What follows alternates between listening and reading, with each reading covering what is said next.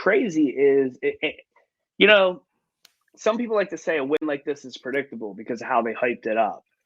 And like, will he finally win? Well, to me, it's like every time he's challenged, this is him challenging for a singles title. Him challenging Roman in 2020, in 2022. Every time he's or 23, whatever year it was. But it always was a big deal because it was uncommon. It was just something 12, 14 years ago, 7 years ago. We just never thought. We never thought Jey Uso or Jimmy would be challenging for the US, the IC, or one of the world titles. So it's real cool. He's really captivated the fans like nuts. Being at SmackDown and Raw with my 10-year-old daughter, who is a fan of him, and like being into it. And I'm just sitting there, I'm like, man, this guy's crazy over. And he's only gone up since. And I'm like, man, it really would be cool to see him, win a singles title. And I did kind of think, just being a little bit of negative Nancy in my head, I was like, man, he didn't beat Gunther. Maybe it'll never happen. But then I'm like, all right, maybe somebody else will beat him, and maybe exactly what happened.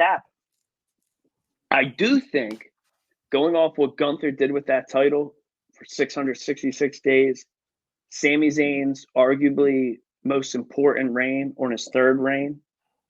Don't get it twisted. Braun might have had that title for a short, what was it? I don't want to call it 50 days short, but I think it was 50 days at max. Maybe it was less, maybe it was 30 or something. But the title was important on him. He's a dominant monster, no doubt about it. First title on the main event. Jey winning is more exciting than Sami beating. I know Gunther's reign, but Jey's more over than Sami. So I'm thinking this is already 4 very important reigns for the IC title. This is elevating that title. It's making it more important.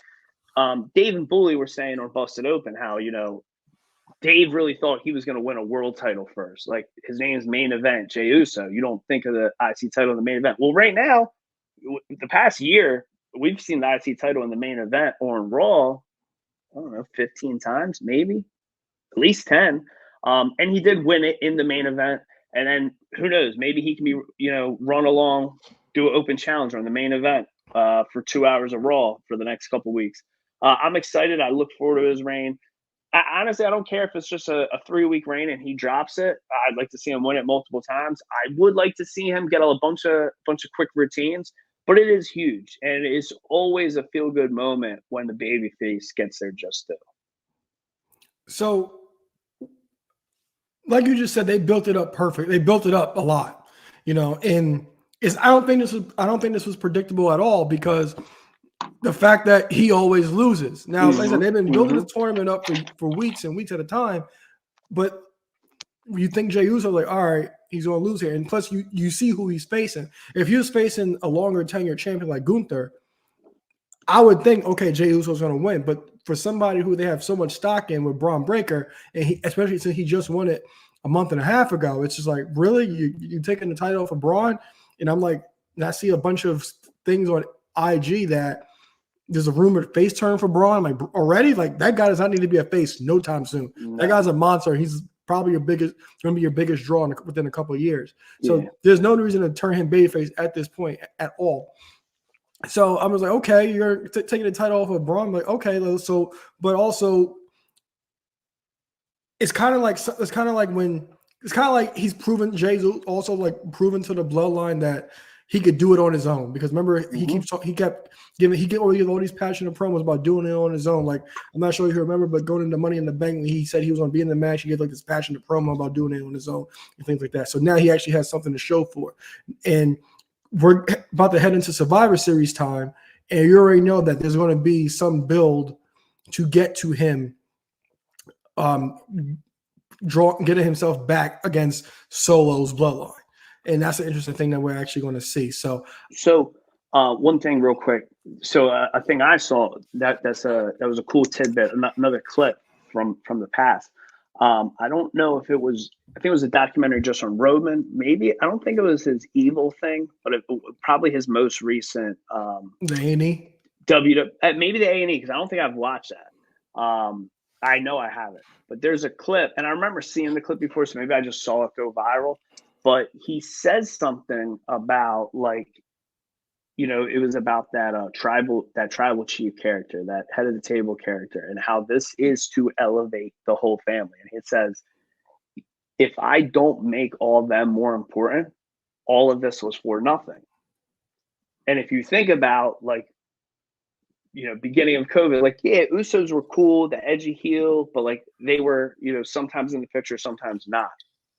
But when Jimmy was back from the injury after like main event, Jey began, right-hand man Jey began, they were, again, easily the number one WWE tag team. They always were in the tag picture. They always had the belts. They unified the belts. They did so much. They were always a focal point. Then they were a focal point within the Bloodline story. Then they implode. Then they have their singles match against each other. Then they split. Then Jay's over here doing his own thing. Jimmy's over here doing his own thing as a heel. And then this moment, him winning the IC title in a very unselfish way, proves how great of a character and everything Roman's done over the past 4 years. Because if he didn't, and if Roman didn't start that storyline with Jey, this would have never happened. And this is like probably 21, 22, this clip where like, Jimmy's or Jay's even saying, he's like, if it that's my brother, I love him. If it wasn't for him, I wouldn't be main event Jey Uso. I wouldn't be in this picture. I wouldn't be in this spot. And that was obviously way before, any of the split. So that was real cool. I just want to get your input because, obviously, again, with how over he is, I saw a clip, a very young kid has a mullet, probably influenced by him. And he's wearing a Yeet shirt and he's in his living room watching it. And, there was a great false finish. And I'm sure because those happen a lot with Gunther, I popped for that false finish as an adult. I was like, damn, probably not happening tonight. And when Jey got that win, this little kid cried. And so, going viral on Twitter and the gram. And obviously there was a lot of clips of that from back in April when Cody won. In a way, I would say these two title wins, very different, but they're very similar in that way, where there are a lot of fans captivating about both characters. And I would argue there is a argument in a way that this is a bigger moment because you're just a weirdo if you're hating on Jey.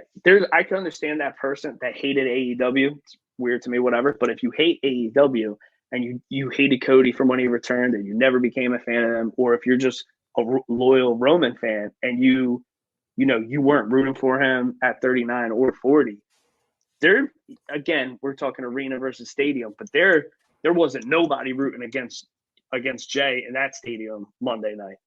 Mm-hmm. Yeah, for sure.